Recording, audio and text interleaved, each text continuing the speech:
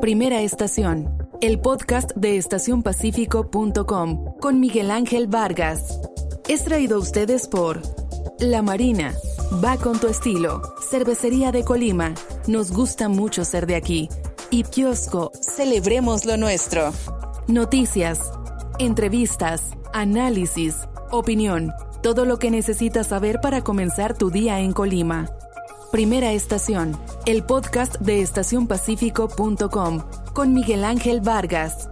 Comenzamos.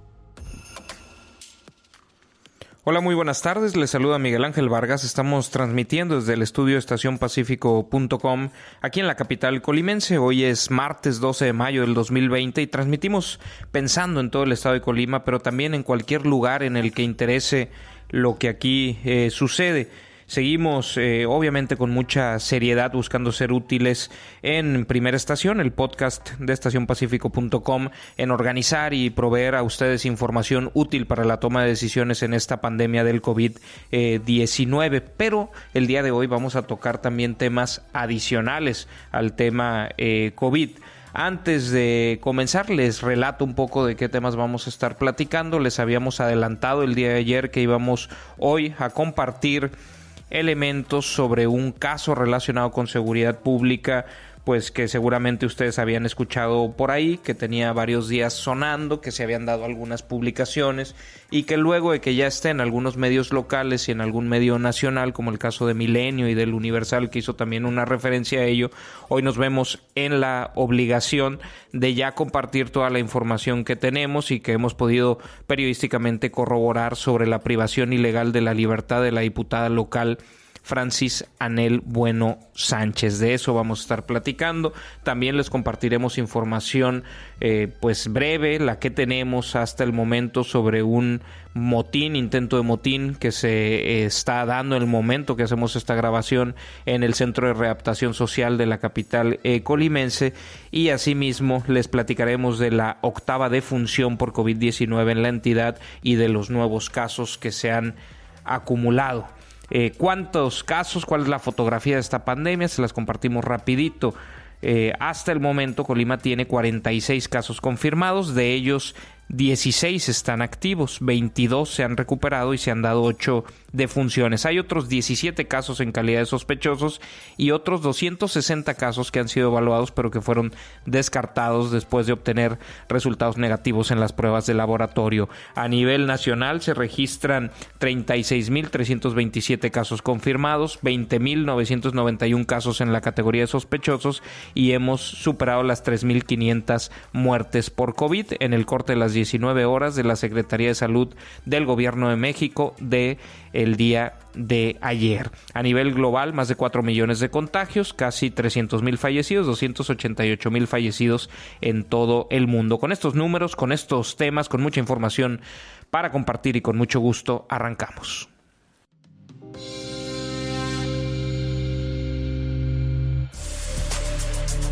Las breves.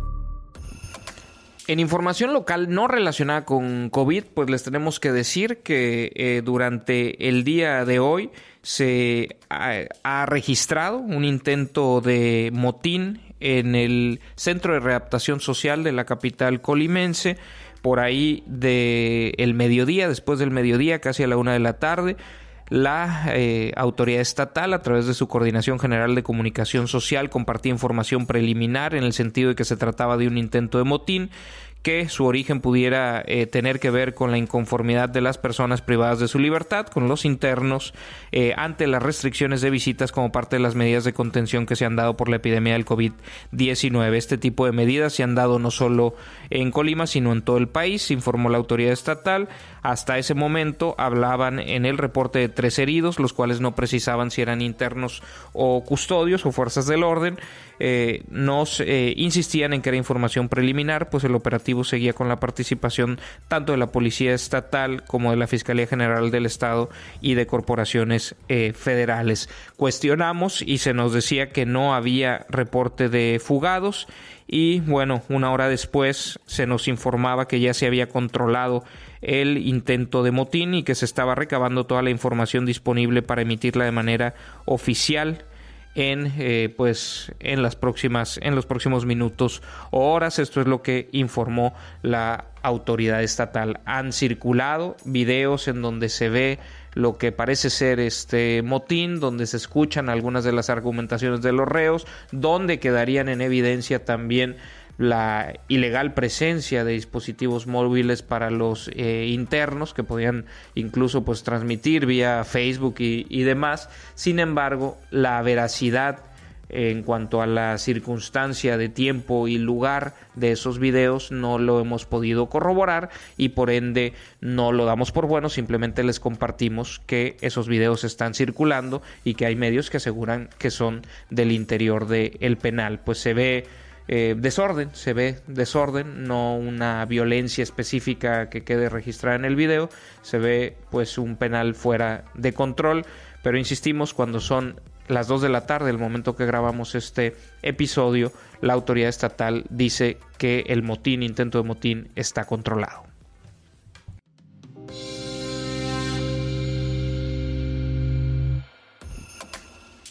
En información local sobre la pandemia, la Secretaría de Salud en el estado confirmó la noche de ayer el 8º fallecimiento por coronavirus, por COVID-19. En el estado se trata de un hombre de más de 65 años de edad con residencia en el puerto de Manzanillo. No se precisaron más detalles sobre las características del paciente. La dependencia estatal reportó también la noche de ayer el primer caso positivo por esta enfermedad en Coquimatlán y otros 2 casos nuevos en Manzanillo. Manzanillo llega ya a 27 casos confirmados y un total de 46 casos en el estado, de acuerdo con esta última actualización. Con la suma de estos casos, Manzanillo sigue como el municipio con la mayor incidencia de COVID, al sumar 27 casos, entre ellos 7 de los 8 decesos. Le sigue Villa de Álvarez con 6 casos positivos, Colima con 4, Cuauhtémoc con 3, Tecomán y Armería con 2. Entre los casos de Armería está el caso de la única mujer fallecida en el estado hasta el momento, y Minatitlán y Coquimatlán tienen un caso solamente. Los municipios de Ixtlahuacán y de Comala se mantienen hasta el momento sin casos confirmados de coronavirus.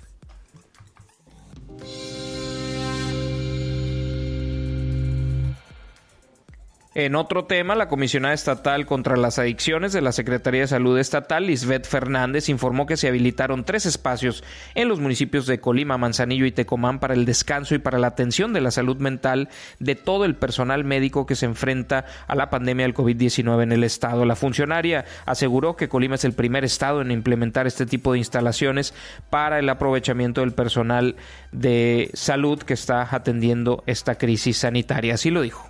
Se ha decidido atender la salud mental desde estas clínicas de atención residencial en adicciones, no solo como un área de descanso que servirá para reconfortar a todos aquellos médicos, enfermeras que se encuentran un poco devastados por esta contingencia, sino también para poder incidir en la salud mental de todas y todos ellos. Son 3 clínicas: la clínica de atención residencial en adicciones, que es femenil, en el puerto de Manzanillo, que tiene 26 camas, la clínica de atención residencial en adicciones, que es varonil, en el municipio de Tecomán, que cuenta con 36 camas, y el albergue Hilda Ceballos, en la capital colimense, que cuenta con 22 camas.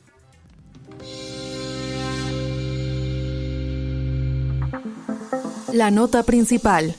Y sobre el tema que les habíamos anunciado que íbamos a platicar, pues les contamos que el pasado miércoles 29 de abril, la diputada local Francis Anel Bueno Sánchez fue vista por última vez en una jornada de sanitización de espacios públicos que organizó ella y su equipo en la comunidad de Tamala, en el municipio de Ixtlahuacán.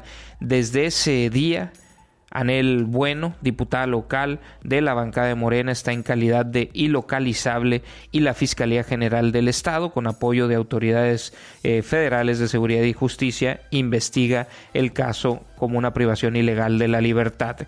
Estación Pacífico consultó de manera oficial a la Fiscalía General del Estado sobre el estatus de este caso, pero por respeto al debido proceso,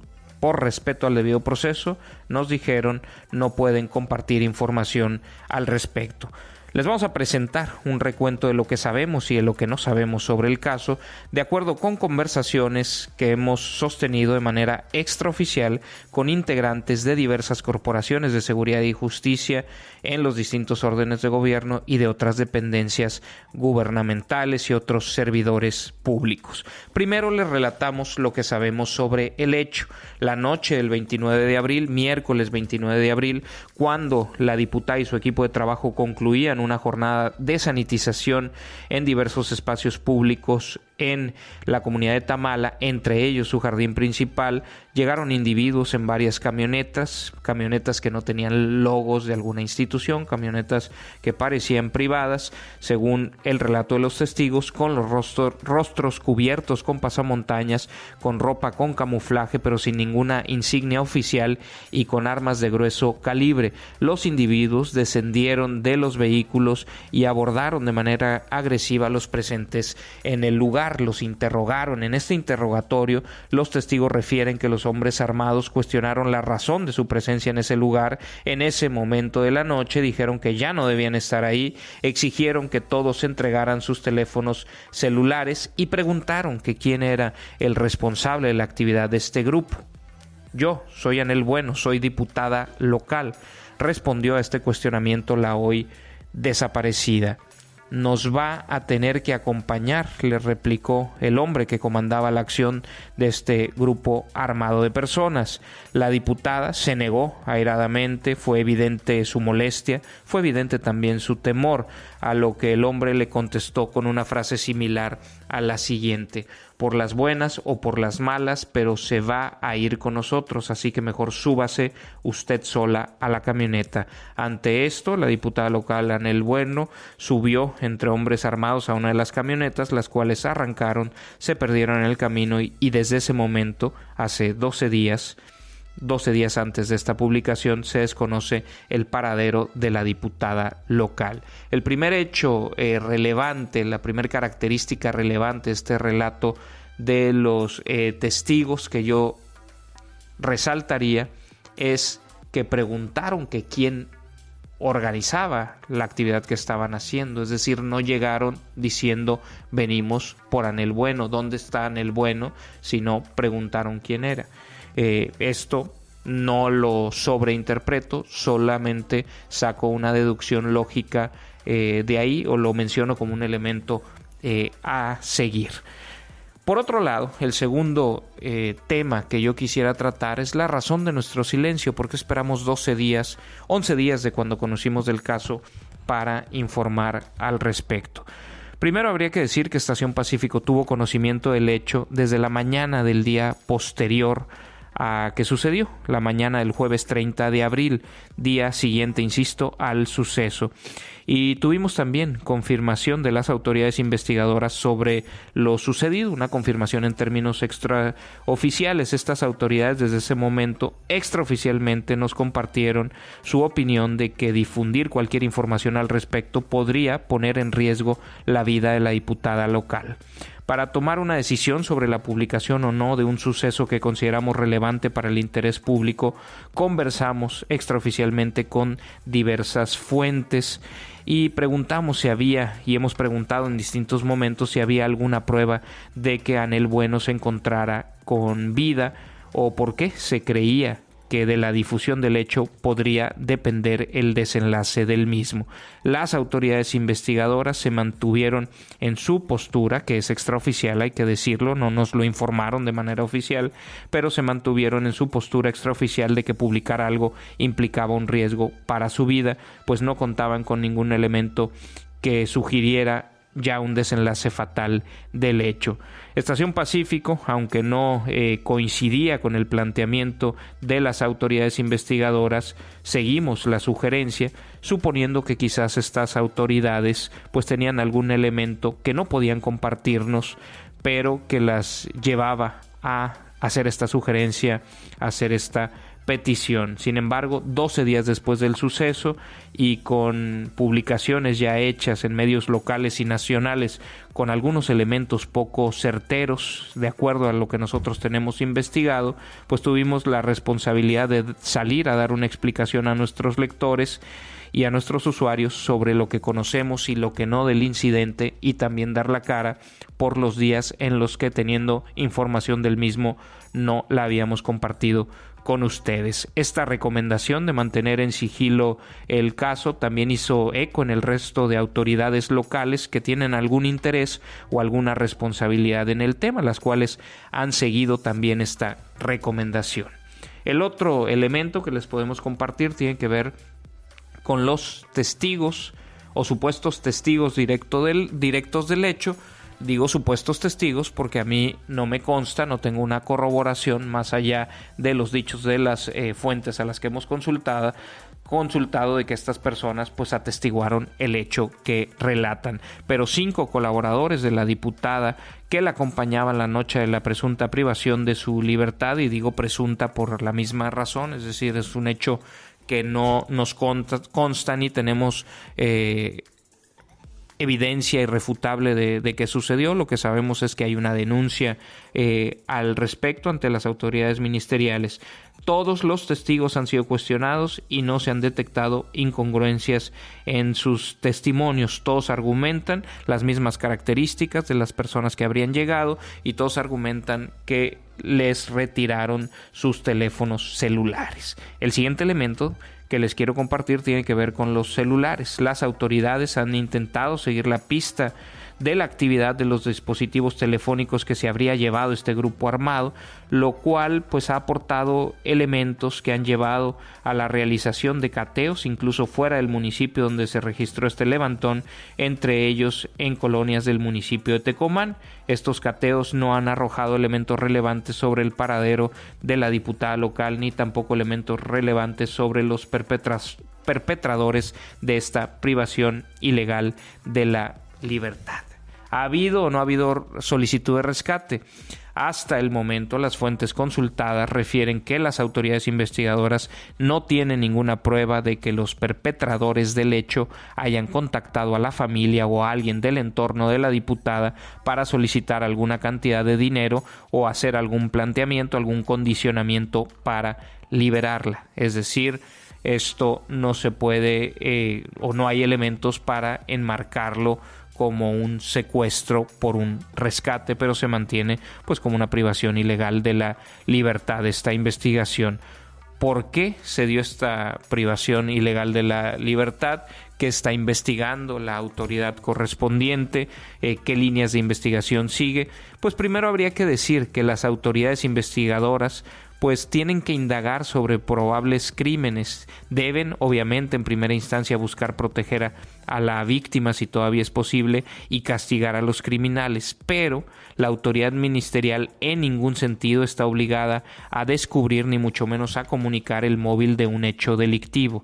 Sin embargo, esto solo lo digo como preámbulo para explicar que en las líneas de investigación para dar con el paradero de la víctima y o de sus responsables, las autoridades ministeriales, y lo digo con toda precisión, indagan elementos relacionados con grupos del crimen organizado que operan en el estado de Colima e indagan también elementos del entorno personal de la diputada. Simplemente menciono esto, no digo más. Me parece que cualquier comentario adicional que busque de alguna manera revictimizar a la víctima es un comentario incorrecto, y no podemos perder de vista que la señora Francis Anel Bueno Sánchez en este hecho delictivo está en calidad de víctima. ¿Qué sabemos sobre los responsables? Hasta el momento estacionpacifico.com desconoce si la autoridad investigadora ha citado, la autoridad ministerial obviamente, ha citado a declarar sobre el caso a alguien más, además de estos testigos, supuestos testigos presenciales, o de si ha girado alguna orden de aprehensión por este hecho. Lo que conocemos es que la prioridad continúa siendo encontrar con vida, encontrar con bien a la víctima. Esto es lo que sabemos, esto es lo que podemos informar después de hacer los procesos de corroboración periodística correspondiente, y en el momento que tengamos mayor información obviamente la compartiremos con todos ustedes, deseando que sea cual sea la razón, lo que haya sucedido, pues esta persona, que es representante popular y que por ello reviste una mayor importancia este hecho delictivo, porque no solamente se está atentando contra una ciudadana del estado de Colima, que obviamente por eso ya sería suficientemente grave, sino que se está atentando en contra de una representante popular, y esto creemos pues le da una mayor importancia, un mayor interés público al caso. En el momento que tengamos más información, la vamos a compartir con ustedes.